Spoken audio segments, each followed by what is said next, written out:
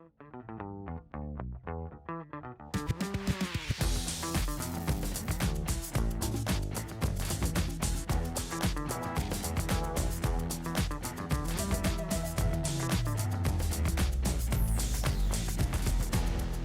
and welcome back to another episode of A View from Earth, the official podcast of the Fiske Planetarium at CU Boulder. I'm one of your hosts, Colin Sinclair. As always, I am an astrophysics and computer science undergrad here at CU. I'm also a presenter at the planetarium and co-host of this podcast. I'm here with my, I'm saying co-host so often. I'm here with my co-host, Tara Tomlinson. Hi, Tara. Hey, Colin. I am a co-host of this podcast. You are. I'm also a CU alum and a planetary scientist, presenter at the planetarium, outreach coordinator, et cetera, all sorts of different things like that. If there's something that has a title, Tara is it. So title or no? Hey, what? Say it again. I said title or no. Title or no. Hey, today we have a really, really great interview to share with all of you with Paul Taylor, who, among other things, is a storyteller, an Australian storyteller. And specifically, we're going to talk about Aboriginal astronomy, but also like a lot more than astronomy. And our conversation really kind of spanned a huge range of talking points about Paul's life and about Aboriginal culture and all sorts of things like that. Yeah, as you might expect from a storyteller, we Correct. Talked about all sorts of things. And we touched on it a little bit, but the reason that we have this amazing resource and this amazing person to talk to in Paul is that he normally comes and does a planetarium show at Fiske every year. And apparently he's been doing this for like 12 years. I had no idea. I've been to the last, I think 2 or 3 that he's done, which is where I first saw him. But as soon as we open back up, I think we should have him come back and do the show again, because it's so interesting to hear not just the stories of the Aboriginal people and how they look at the stars and the things that they see in the stars, but also just hearing about the people. And he sings songs and does chants, and he makes you chant along with him, and he plays the didgeridoo, and it's just so cool. Total interactive experience. Yeah, I'm a total fangirl. I'm a Paul Taylor fangirl. Hey, I'm sure I would be too if I have seen the show. I really don't think that I have at this point. Like I said on the show, if I had, it was at the very first week or 2 that I was working at Fiske and was probably overwhelmed with other things on, responsibilities. But I think it's a really, important and good reminder that, oftentimes when you come in and, see a regular, full dome film at Fiske, a lot of what we teach and show is, the kind of Western picture of astronomy, right? I mean, there are 88 constellations recognized by the IAU. It was just some white dudes that said, hey, these are what people recognize. Let's make these official. And all of the stories that, go into, finger quotes, that go into these constellations, a lot of them come from different cultures, but mostly from Greece. And it's just an important reminder that there's obviously every culture that has existed has their own version of the story of the sky. And it's not always the one that we teach. Yeah, absolutely. This is something that I got into when I started doing the solstice and equinox shows that we do at Fiske. Of course, we have to have a big celebration at every solstice or equinox and talk about what it is physically. But also, I think it's fascinating to learn about the cultural significance from, even farther back than the Greeks and the Romans. And, the Chinese and Japanese have crazy stories, not crazy stories, but crazy interesting stories. Right. Their associations, the Egyptians, the Babylonians, and then of course, Native Americans here in the United States. I think it's fascinating to see how much of like an innate understanding of the way that things worked in the sky. They knew how stars moved and how the planets moved and understood the phases of the moon and the timings and seasons and all of that just from observing. Yeah. It's, people think of them as being simple because they lived a long time ago, but they were so in touch with the natural world. And I think that's just so cool. which is something, as we discussed with Paul, that a lot of us in Western society have lost. I mean, growing up, I can see, the brightest stars in my backyard. And it was cool, but the sky, especially in a populated, city or suburban area with lots of light, is so not in your face anymore. And it's easy to kind of just, go inside, have dinner, relax, go to bed, wake up, and never really notice the stars in the sky. And which is kind of sad, of course, as astronomers. Yeah. Somebody asked me recently, and I was well into my 20s before I had ever even seen the Milky Way. Mm-hmm. Never in my life. Yep. It's just like, that's now I look back on that, I was like, that's such a shame. Seriously. Why did that happen? Exactly. Yeah. So if you're listening, stay up late tonight, go out, look at the stars if you can, get yourself to a dark sky area, and appreciate the Milky Way. It was cool having Paul's background up that whole time, the Milky Way, which is very neat. So very much. Well, hey, what do you say we jump into the interview and let Paul do some of the storytelling for us? Sounds good. All right. So today we are talking with Paul Taylor. Paul Taylor is an acclaimed Aussie performing artist who delights in celebrating the culture of his homeland through story, song, dance, painting, and didgeridoo. Paul performs throughout the US and Australia to all ages and conducts school residencies. He's been a beloved annual guest at Fiske Planetarium for over 12 years, presenting his show Aboriginal Skies in the Land of the Lightning People. This planetarium show celebrates the vast star law of Australian Wardaman Aboriginal elder Yidumduma Bill Harney, of whom Paul was a student for over 25 years. Paul also directs the Yubulyawan Dreaming Project, which is dedicated to documenting and sharing the wonderful cultural heritage and wisdom of Yidumduma Bill Harney. And I also have to read this quote from his website. It was from a 9-year-old girl in Parker, Colorado, who said, "He's better than warm chocolate chip cookies right out of the oven." And I thought that was adorable. So thank you so much for joining us today, Paul. Oh, thanks, Tara. Yeah, it's great to be here. In Australia, you'd be called Tara Tars. They might call you Tars or Tarzi. I like Cole. it. Colin would be Cole. I like it. So we shorten our words so the flies don't get in. The flies are hanging around your face, and it's all about water because they're trying to get a drink of water. Makes sense. Which is going to connect to our conversation, you see. Absolutely. So I guess we kind of want to start at the beginning. How did you originally become interested, especially in Aboriginal astronomy?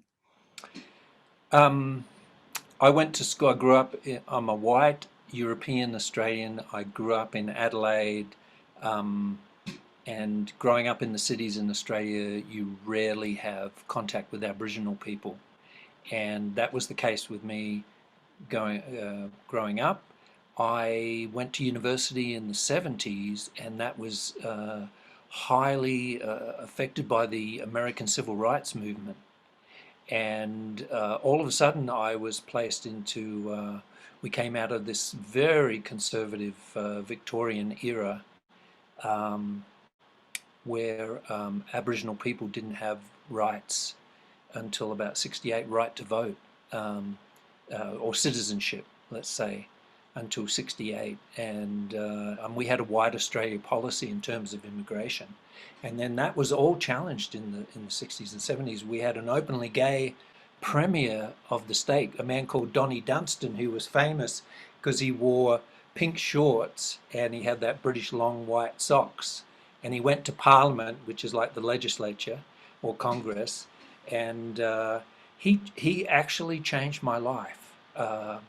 I enrolled in a social work course, and it turned out he created the first Aboriginal educational unit called the Aboriginal Task Force, which brought forth the shining lights of Aboriginal Australia from remote communities from all over Australia, because Aboriginal people basically got pushed out of the city settlements, the prime real estate, and were still strong culturally, but in remote areas, and they brought the shining lights, young ones, but also mature age students. And I was 16 actually when I went to university.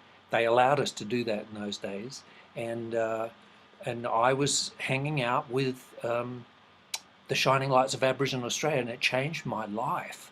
And also at the same time, I was hanging out with people of open sexuality and people of colour and you name it. And I think I didn't say anything for about 6 months. I was just sort of in shock. And because of that conservative upbringing that I grew up with, and I hung out with Aboriginal people, they said, come to the outback. So the first job I actually got was in the Northern Territory in a place called Darwin, which is pretty close to where Yidumduma lives. And that's through that work is when I actually met Yidumduma. And that began this whole thing. They encouraged me to go and work in Aboriginal Australia, which was like going from to another world. It'd be almost like going from Fargo to New Orleans in terms of the cultural difference, and even maybe more extreme in some ways. And access to my work gave me access to some of the elders of and areas where they were still doing ceremony of the oldest living culture in the world. And this was 1980. I went to the outback, and yeah, that began the Aboriginal journey. Very cool. So to continue that story, I'll ask, who are Bill Harney and the Wardaman, and how did you told them how you got involved with them, but what really made you kind of stick around and make this kind of your life's journey? So through the social work, I was actually a medical social worker, so it gave me access to Aboriginal communities, and Aboriginal people were still on, ironically at that same time, about a tenth of Australia was handed back. So land rights suddenly became an issue, and this was land that the Western culture really didn't want, and Aboriginal people were still on it, and for them it was sacred land. So I got access to Aboriginal communities. I was invited out there, and my work took me out there, and you have to have permission to go out there also. So this was a very unique thing, because most white Australians really didn't have access to Aboriginal Australia at that time. And I can remember just being out, hanging around, being invited onto traditional lands, hanging out with Aboriginal people, and there was a sense of joy and a sense of security that was, and I grew up in a happy Catholic family, got 5 sisters, 3 brothers in Adelaide, and it was something that was mysteriously different, and I couldn't really articulate it at the time, so it meant I kept coming back. And it was at this time I developed a relationship with Bill, who was very open with his culture, and he took me out to rock art sites, which in those days these are sacred sites. You don't take non-initiated people out to these sites, but the Wardaman made a conscious decision as a group to take people out, and they believed that the future was of the culture was to keep telling the story, and so the young ones could listen to it as well, and to also record it so that there is something for the future, because they could see what was going to happen. The Wardaman are a group in the Northern Territory. There are 500 to 600 unique languages across Australia. So in that, they are in the North Tropical area, in what they call the Victoria River District, which is an incredible watershed, which actually supports the biggest cattle ranches, which we call stations in the world, are in that land. And that's where Bill grew up as a young kid. His people, the Wardaman, were forced into the cattle industry by the incoming settlers. They went kicking and screaming, and they adapted very quickly to the cattle station lifestyle, and they were allowed, their lives were changed forever. They were allowed to contribute. They had to contribute for 6 months of the year with their labour, and then they were given freedom because the monsoonal rains came in and everything flooded. So that was the time they went walkabout, and that was also the time, their ceremonial season, where the real education actually happened. So 6 months they kept the white fellas happy, as they say, and then 6 months they took their clothes off because they had to wear clothes now. They wrapped them all up, and I've got pictures of Bill with these huge, it's part of the Star Show, with these huge trousers. And they wrapped them up, put them in the shed, and then they went and did ceremonies. And then Bill grew up in that tradition, and he was fully initiated. He went through the full ceremonial tradition, and he wants to share it with the world. And that was the essence of the Star Show, came out of that sharing with the world, and realizing that this knowledge was important for everybody to understand. I could just keep on talking. And we'll let you. That's why you're here. Yeah. No, that's a very interesting kind of way of looking at it. Do you see that with other tribes as well, or other groups of Aboriginal peoples? Are they kind of on board with the sharing as well? Not necessarily. There's a lot of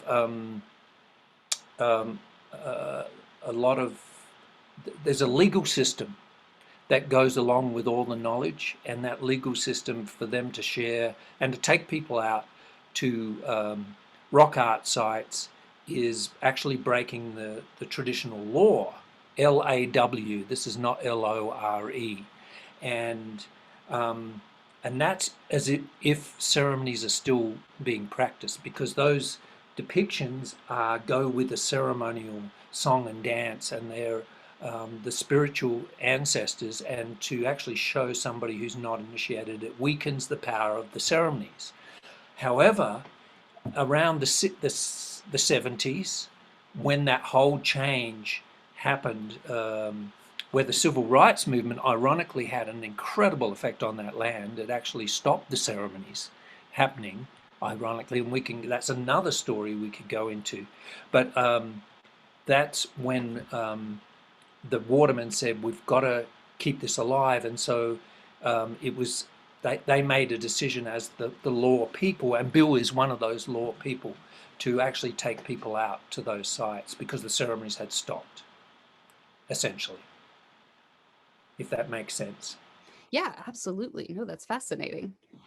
And since then, you've traveled around the world sharing this story even further, teaching people about Aboriginal skies and Australian cultures and traditions.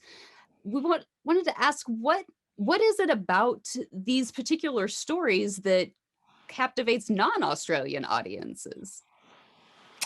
I think my journey has been having access to a Bill Harney, and that he's world recognized as an articulator of Indigenous wisdom, and there's not too many people in, number one, that will take you out to those sites. Number two, because of the legal ramifications, and then can actually articulate it. He knows, he's a speaker of 7 languages.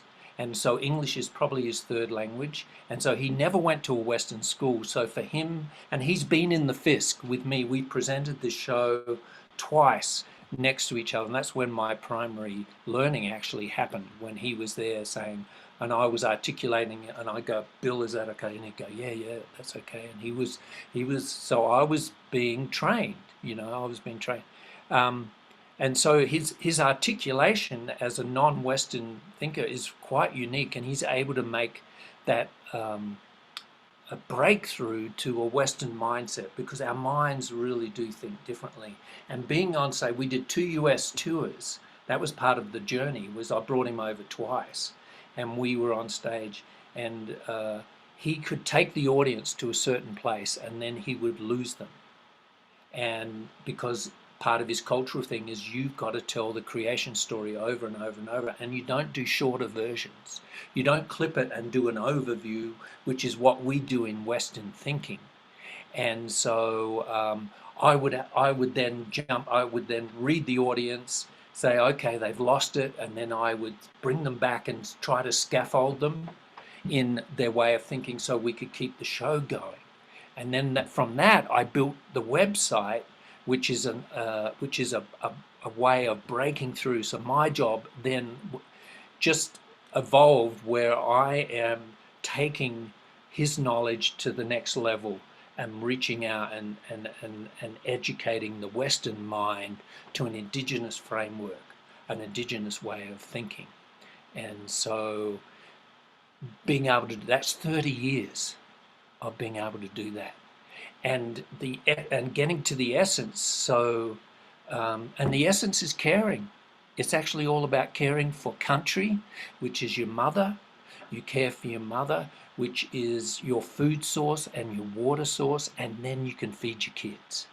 And so it was the survival for 50,000 years, and it's actually very complex. It's actually very simple, and it's very complex at the same time, right? But to get that over, and that's the starting point. And they call this caring for country, is the essence of it. And it's recognizing land. Everything goes back to your landscape and understanding that connection. And that's what we've lost as a Western culture. We've lost these connections to the land. And that includes, in particular, the sky is a really big part of that. The story on the land is up in the sky.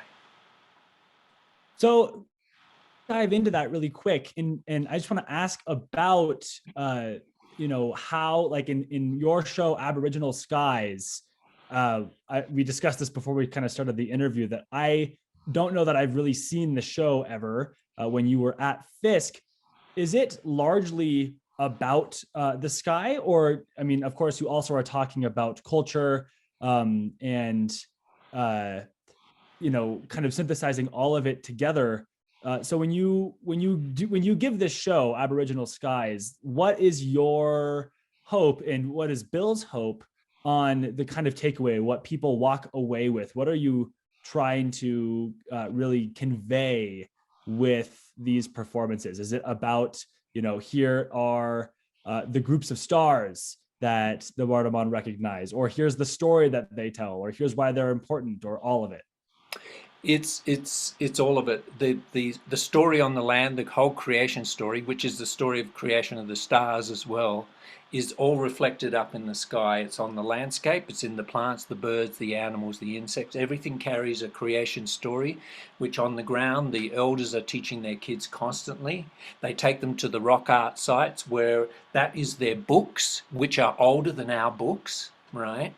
And Bill reminds me of that when he takes me there all the time. These are all, you got your professors and your books, and these are our books, and they're older than your books, Paul. And then he says, and I'm the bush professor, And so these stories are then constantly told during the day. And then at night time, around the campfire, the stories are symbolically represented up in the sky with the night sky. Now the neighbors next door, those 500 other groups, their landscape is unique, and their language is unique, and their culture is unique, and their story is going to be reflected up in those skies. So the same star for the Wardaman will maybe different for the Naliwuru.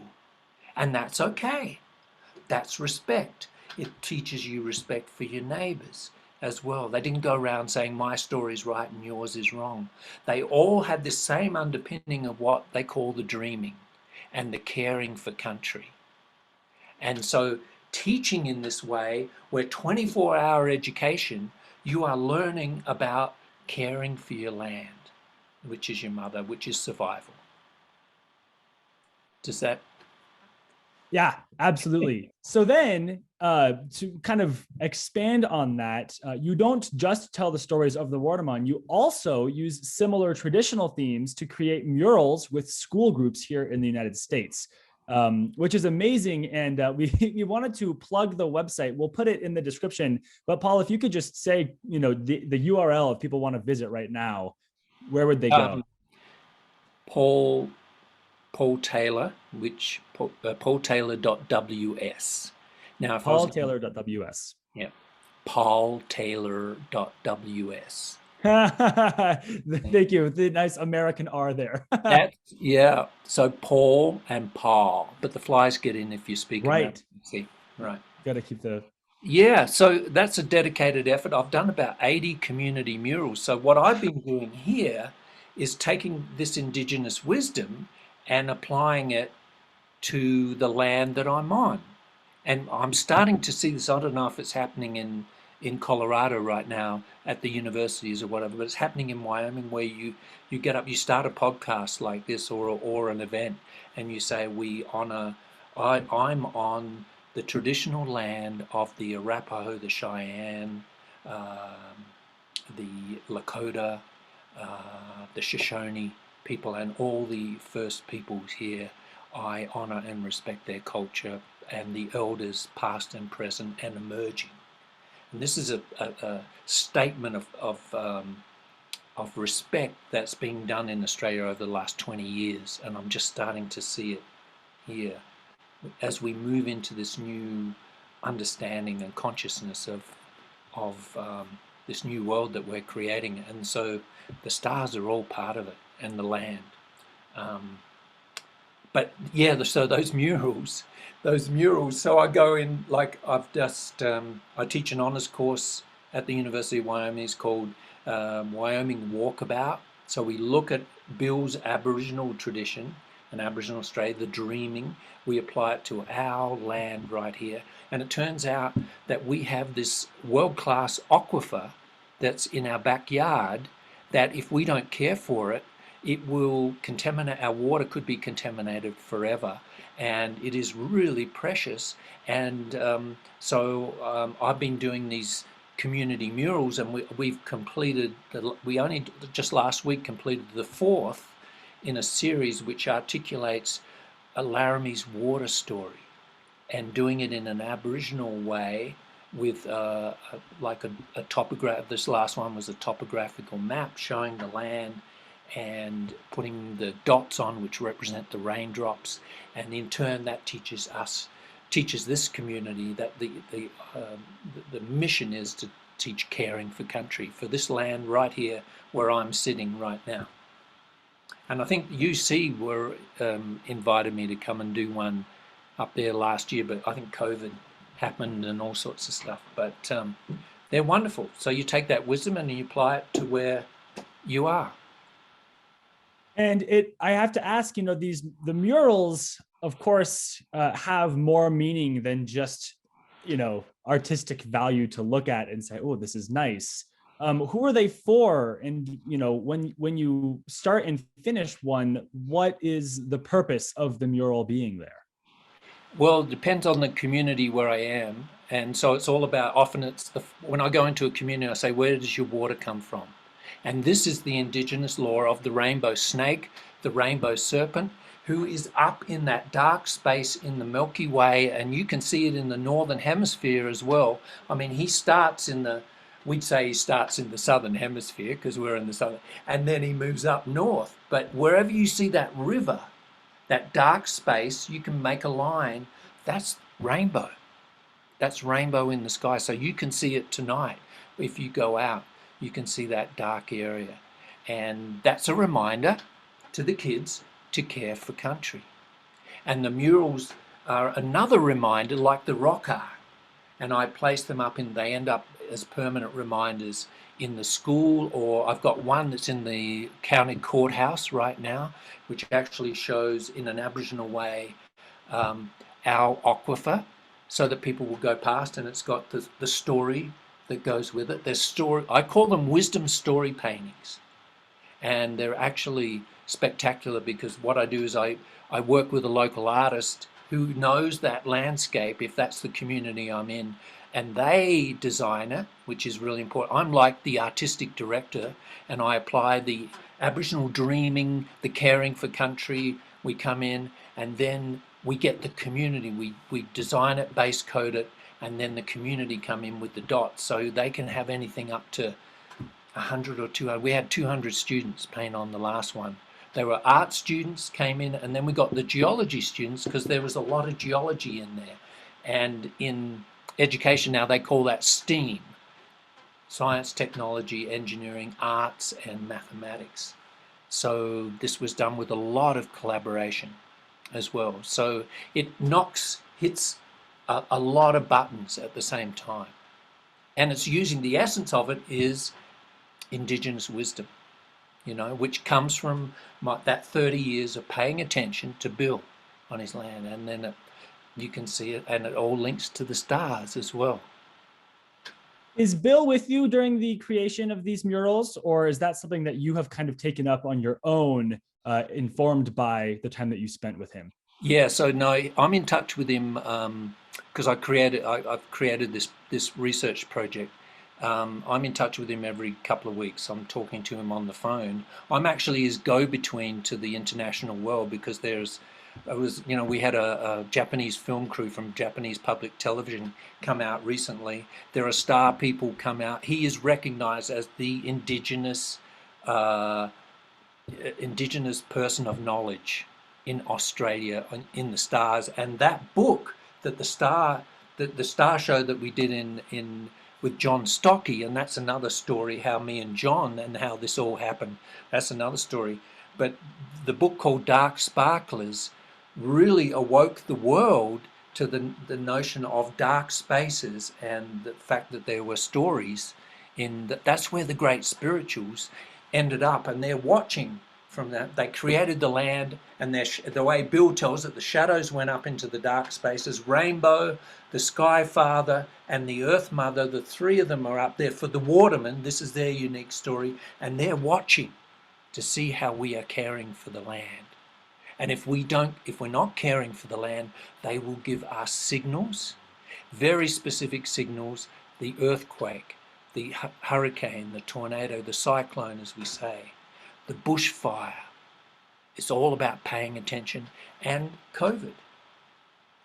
The balance between the Sky Father and the Earth Mother is off balance, and that's where rainbow is. Rainbow is the link, which is the water between the two, keeping everything in balance with the right amount of water. You don't want the flood, and you don't want the drought.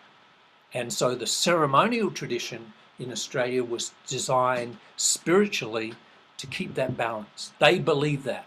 And I say to my audiences, like at the university, I say, well, maybe you don't have to believe this literally. This is what Aboriginal people believe literally, but what it does, it teaches you to pay attention and to care for your land. That's the bottom line, is pay attention. That's great. And you mentioned being sort of the go-between between Bill and the rest of the Western world. How did that come about? How did you get from being over in the bush to being now here in Wyoming, of all places?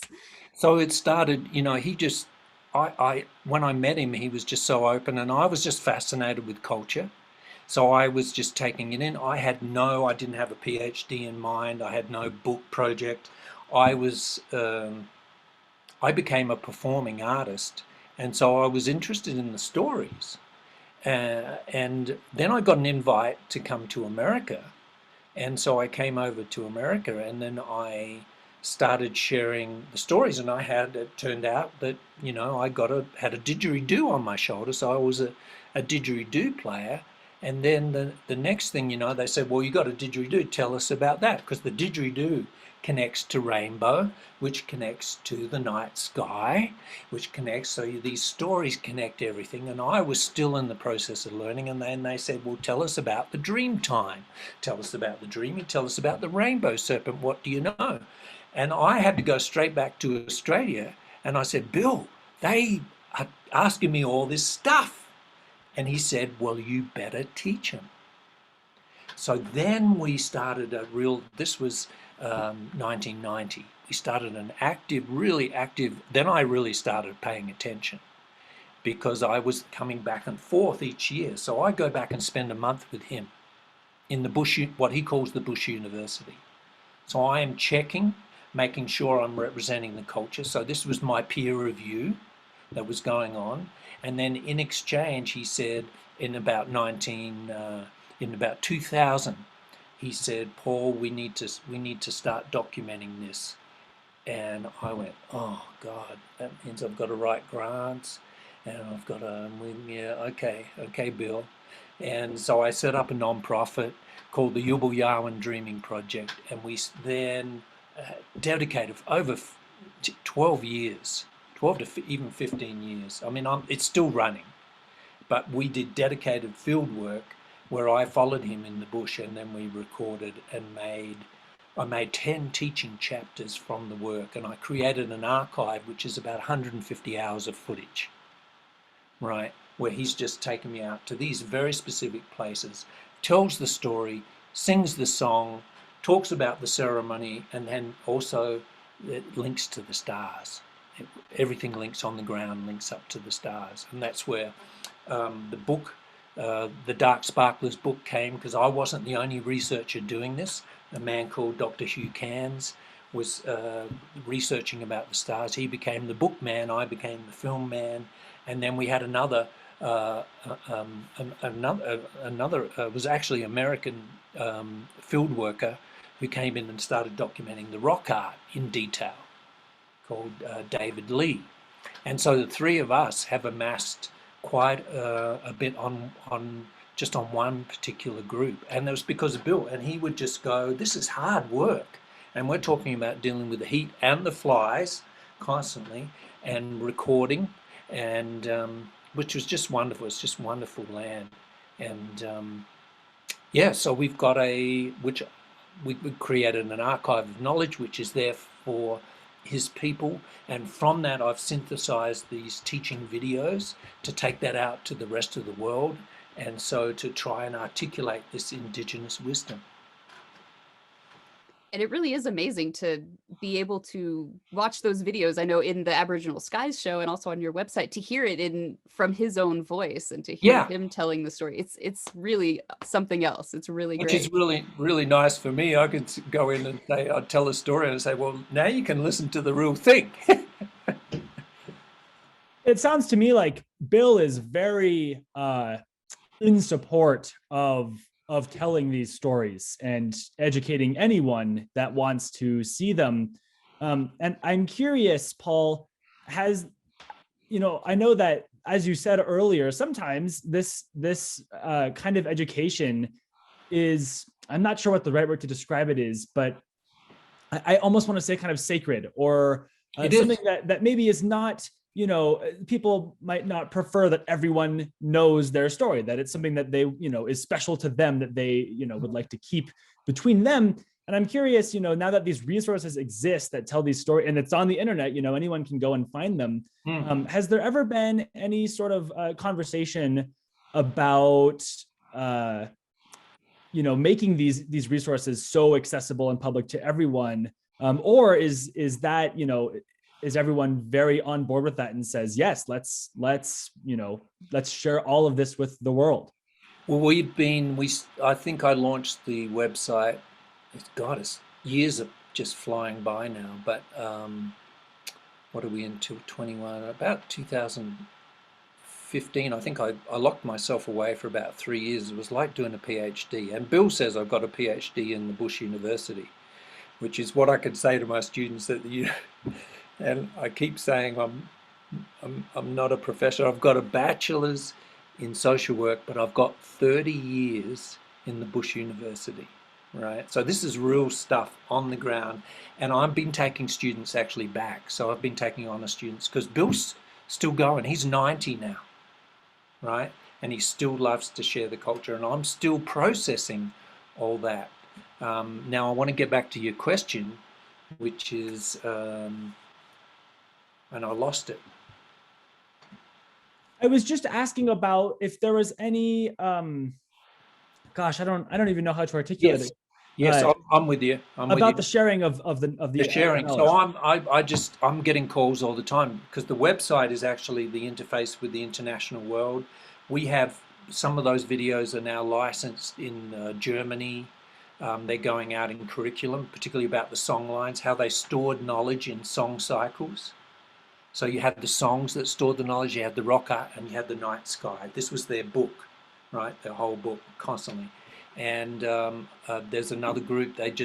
We did a thing on fire law because of the bushfires, the devastating bushfires last year. There's a real interest now in listening to the Indigenous voice, which was a big aspect of this, was giving voice to Indigenous viewpoint. And so those videos are actually being used and they're being licensed. So as well. So people are generally honouring that and coming back and saying, yeah, we want to use this, and you know, can we get permission? Even though it is already out in public, they could use it anyway. But it was because of the time thing. I wanted to really get this out while Bill's still with us. And at the time, a couple of years ago, he wasn't looking too good. He went through some health issues. So I wanted him to be recognised and honoured in his lifetime. And he is internationally now, which is remarkable. And when I was in my social worker in the 80s, a lot of these elders were passing with incredible knowledge, encyclopedic knowledge. And everybody would say, oh, I wish I'd recorded them. I wish I'd done this, and I wish I'd done that.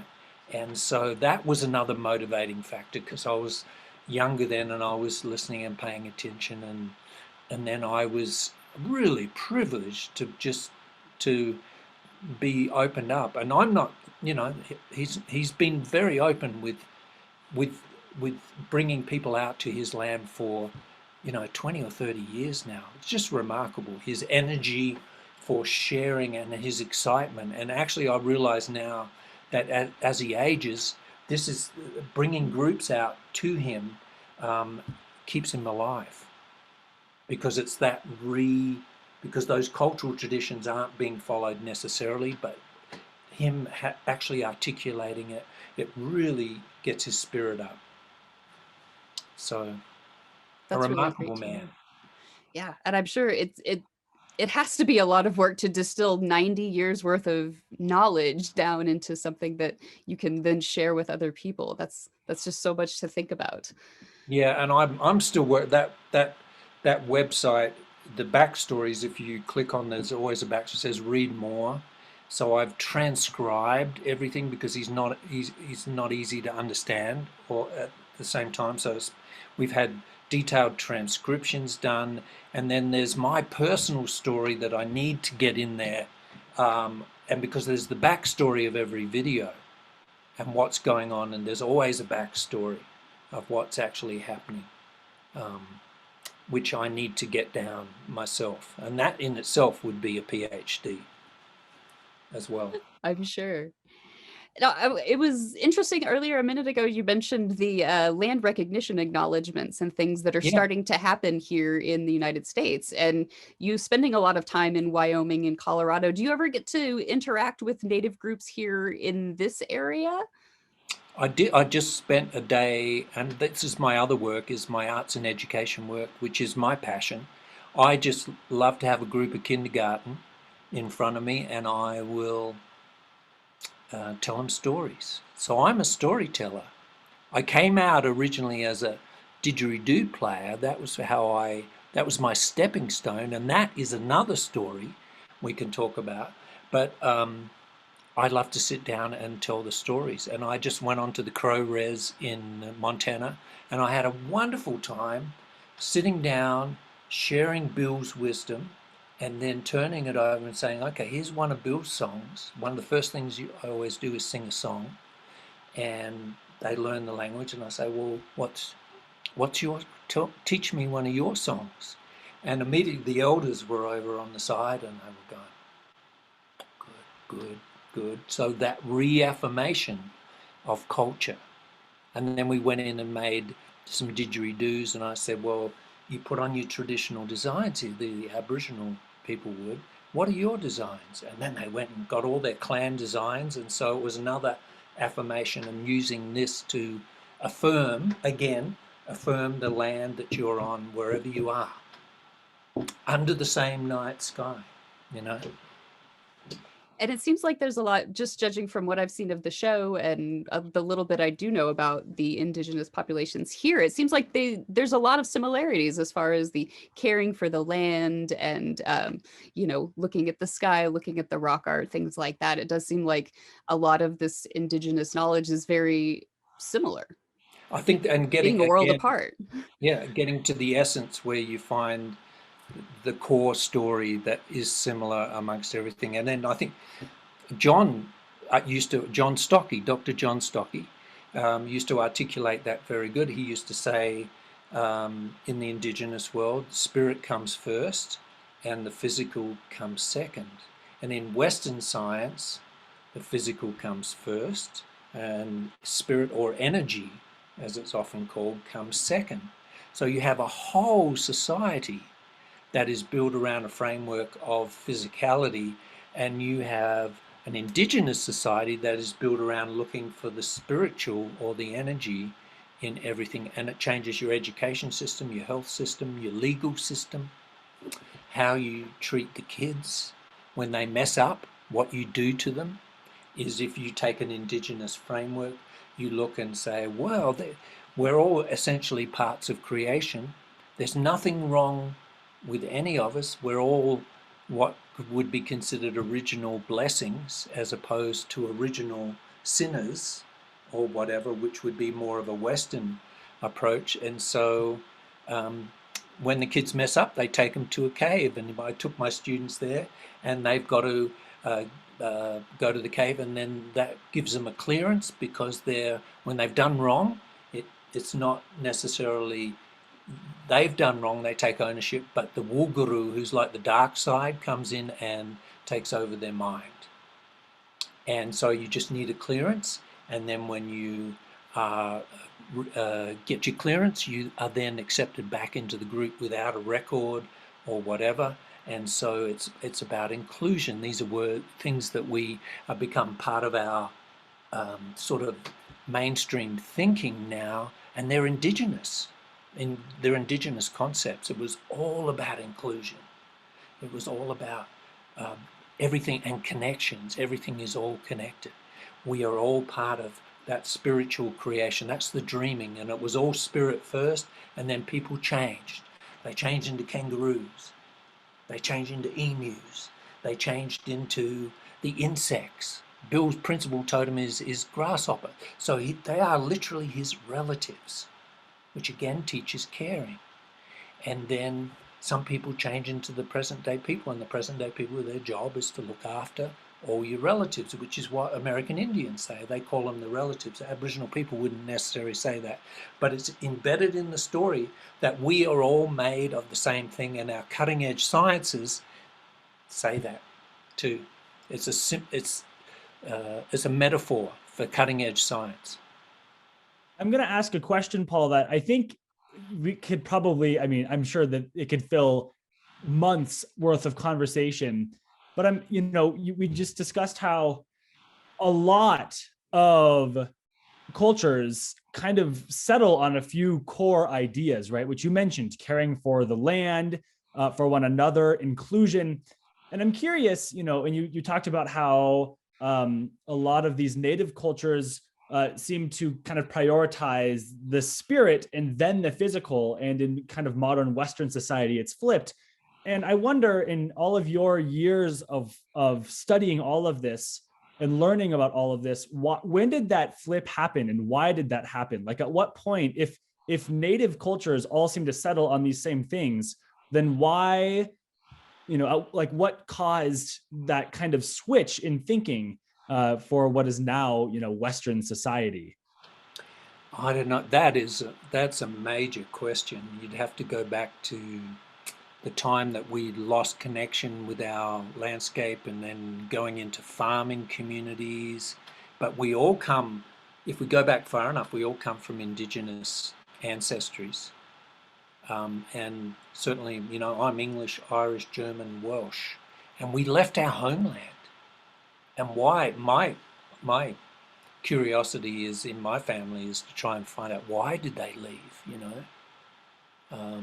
and certainly we have the history of the convicts, which is the rejects from Europe, which makes the Australian settlement story even more unique, and that's another story in itself. But just the concept for Aboriginal people of leaving their homeland is just not in their vocabulary.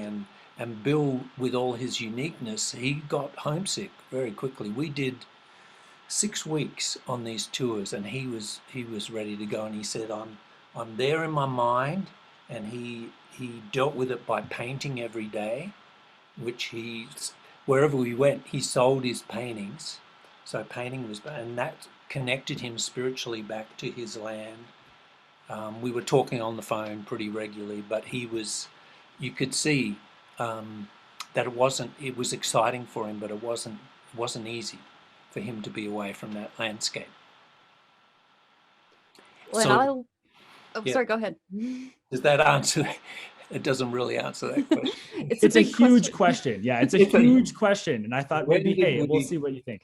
That connection to land, and I think the connection to land is really what I'm applying with understanding where your water comes from, and that connection to landscape is so important with our kids, is to scaffold them in relationships, and you got your family and whatever, but what is even more grounding is that relationship to the land, and then it goes into the community, but you're in the Aboriginal wisdom says it starts with the land first, and then your personal relationships follow. But if your relationship with the landscape is not caring, then you will start fighting amongst each other. And that's what's happening. That's what Bill sees when he's looking at the news. He's turning on, oh, they're all going crazy. They're not caring for their land. It goes back where his wisdom comes from. And that kind of touches on something that I was thinking about too, which might also be a humongous question to ask. But, this dichotomy between spirit first and physical second, and then vice versa for the Western, how do we reconcile the two so that we can, be a bit more harmonious than we are? Yeah, I think we do it on our own personal levels, and just by having your garden, by having your relationship to pets. I mean, anything with the natural world, you get that feeling, and they're the things that keep us all grounded, But the greater thing is overwhelming. Our water group, I'm involved with the local water group, and we're constantly going to city council, county commission meetings, and there is a constant threat to our aquifer because people want to develop on it, and that is not going to go away because that's the system. It's about development, and we have to be vigilant, and it could change like that. And once it's contaminated, we have to deal with that for the rest of our lives. They're not easy to clean up once that groundwater is contaminated. So I don't know. The world is shifting. We're definitely shifting, and I think we're going to see a lot more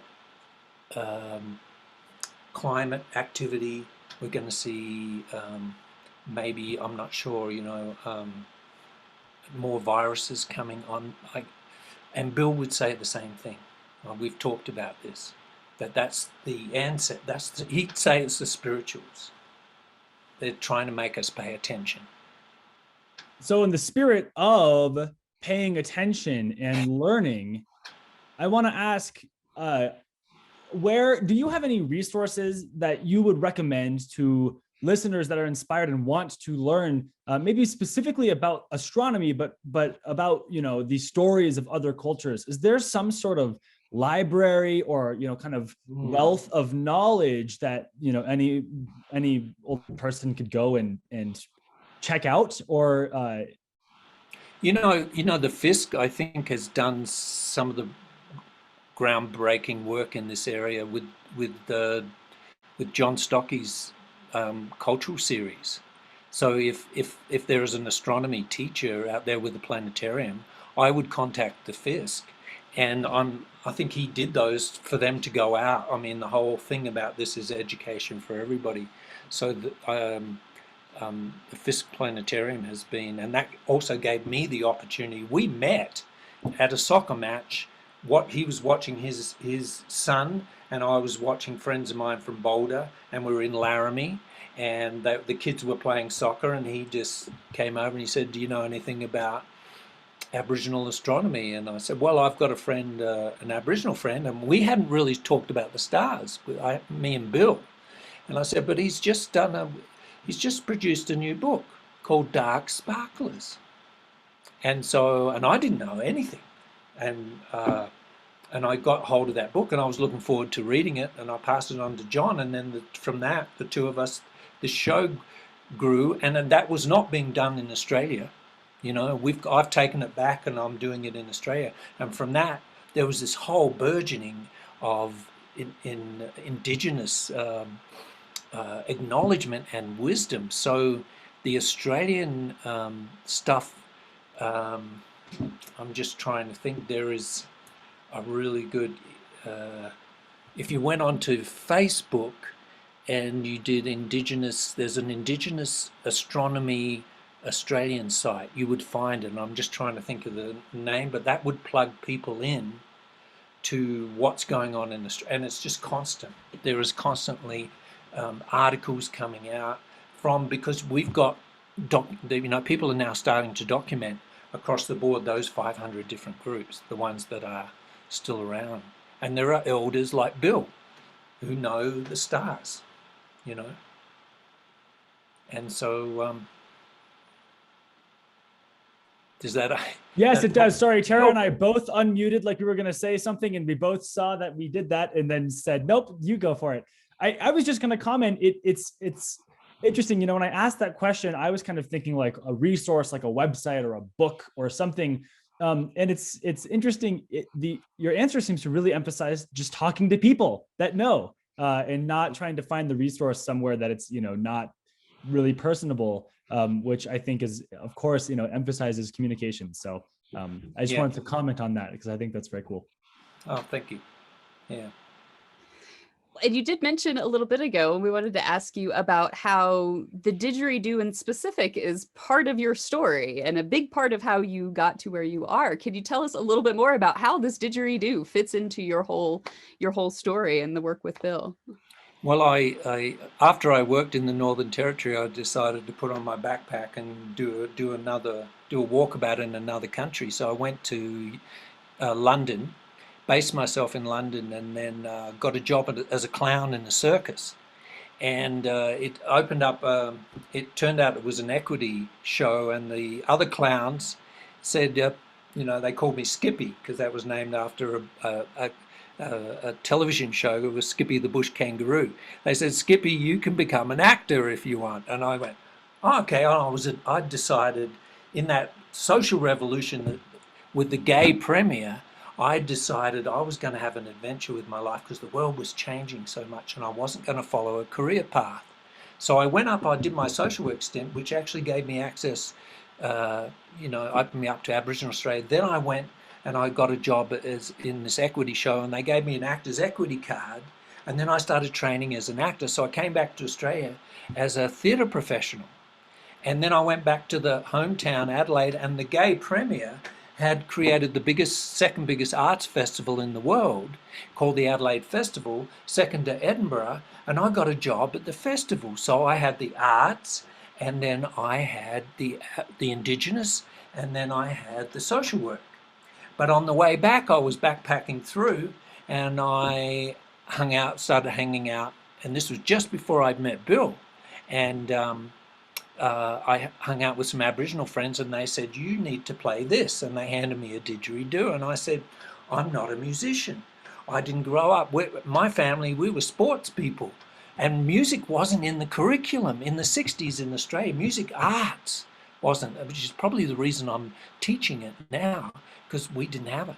Anyway, I had to discover it, and they insisted, and I sort of rejected it twice, and they said, you take this. And I said, okay, I'll take it. I was backpacking. The last thing I wanted to do was carry a eucalyptus log. These are heavy, that are eaten out by termites, right? So I took it home, and then I thought, well, I'm going to learn how to play this. And then I got a call, and they said, we've got this man called Bobby Bridger, who's a descendant of a famous mountain man from the American West called Jim Bridger. Have you ever heard of him? No. So he was a beaver trapper, and he's famous in Wyoming, right? So he came out with the show about the buckskins, talking about the European settlement and encountering Native America and the changing of the land right here, which was about the same time period as Australia was being settled. Both continents were going, the American West and Australia were being settled at the same time. So that's another parallel. Anyway, he came out and we went on a tour together, and I was just learning that didgeridoo and I was playing it. And the day that he left, 12 weeks we were together, and I was learning about the history of of Wyoming in particular, but the whole Lakota, the Cheyenne, Wounded Knee, the Battle of the Bighorn, that whole history, which is just up here. Anyway, he said, I want you to come to America. And I said, I'm not, I've just come back from the UK, I'm not ready yet. And he said, but I'll come and visit you one day. So I had no real intention. And I went home and I started playing that didgeridoo, and then all of a sudden I started circular breathing. It just came. And so 5 years later, I came in to America with my backpack and my didgeridoo on my shoulder, and nobody had ever heard the sound. All of a sudden I would play that thing, and then they'd say, come to my school, come here, come there. The next thing you know, I got a call from a national arts agent who said, I need an Australian. It was all economic. I need an Australian for my cultural series. I've got everybody from all over the world, but there's no Australians here. And so they said, we're going to send you all over the country.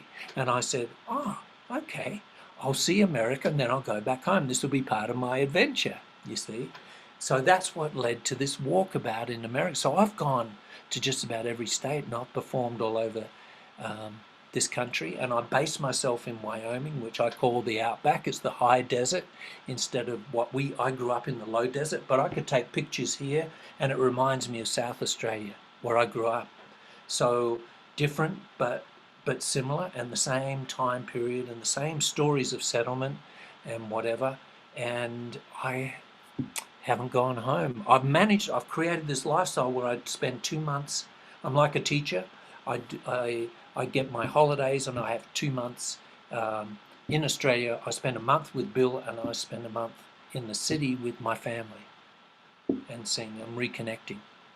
So that's been the lifestyle for the last 20 years. At the same time, recording and documenting and really focusing on that Indigenous knowledge. So it's given me that avenue, and it's been, ironically, it's been American philanthropy that has given me the opportunity to record that knowledge, which probably wouldn't have happened in Australia with the competition for funding and the fact that I wasn't a PhD professor, right, which I would have been competing against. So it's been an incredible journey.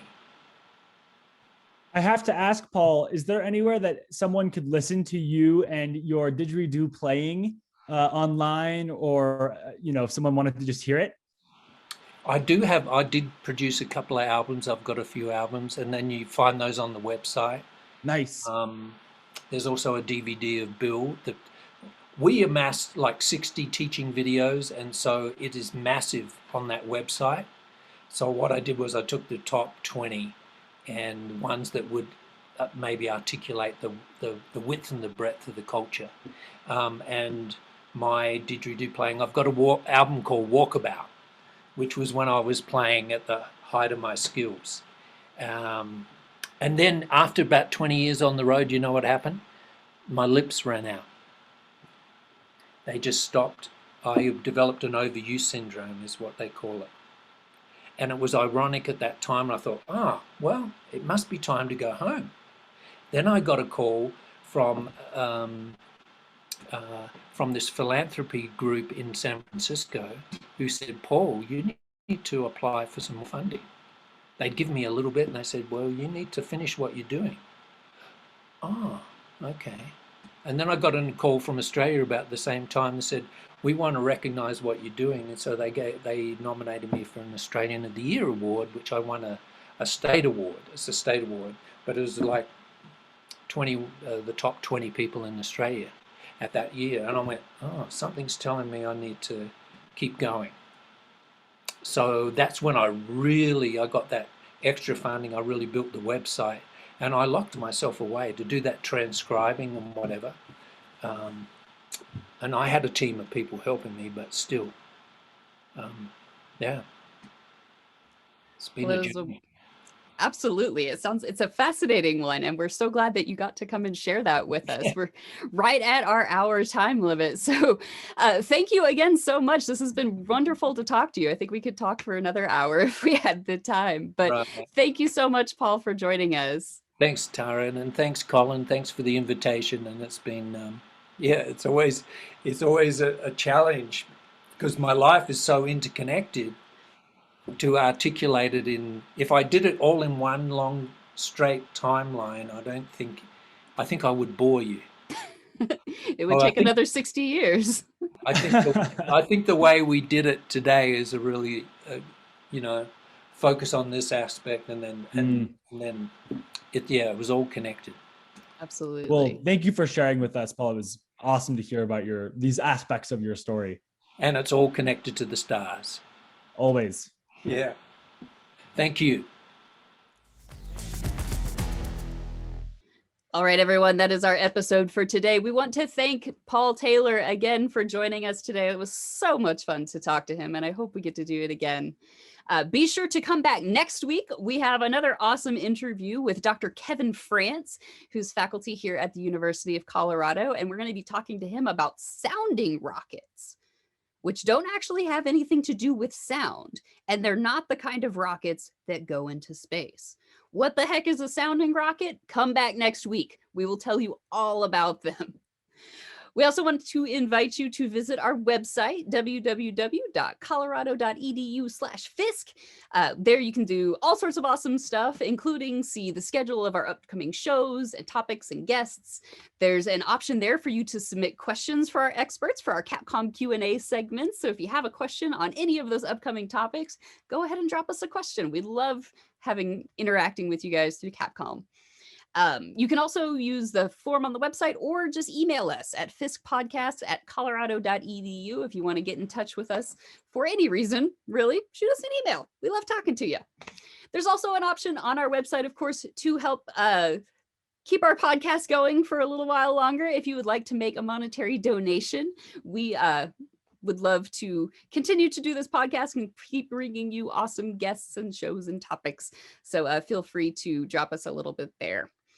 Make sure you can comment and subscribe and like on your preferred listening platform to make sure you don't miss any of our upcoming episodes. We are available on YouTube, SoundCloud, Spotify, and Apple Podcasts.